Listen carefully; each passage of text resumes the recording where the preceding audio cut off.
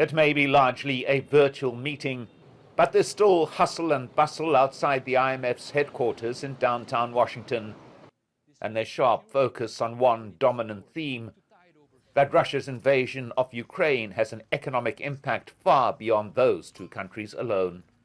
Compared to our January forecast, we have revised our projection for global growth downwards to 3.6% in both 2022 and 2023.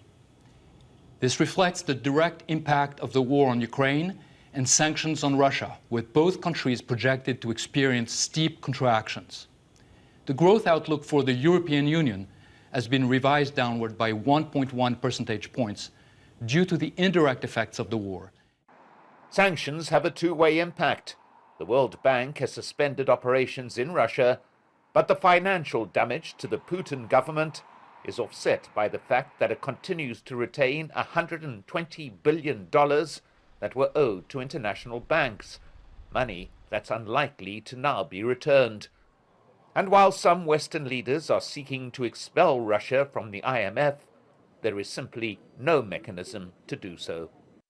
The IMF's Articles of Agreement do not mention expelling a country for waging war. A country can be expelled for falsifying data, or as was the case with then Czechoslovakia in 1954, for not informing the IMF of a change in the exchange rate. But invading a neighboring country is not grounds for expulsion. Financial leaders from the US, Canada and the UK boycotted a virtual meeting with Russia's finance minister on Wednesday.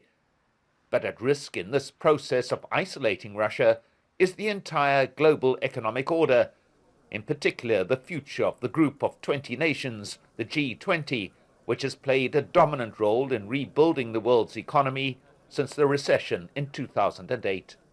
That organization is unfortunately defunct now, with Russia being isolated from the global financial system and China trying to play both ways. So there is no global economic coordinating mechanism, and that means countries will try to retreat and protect their own finance as much as possible.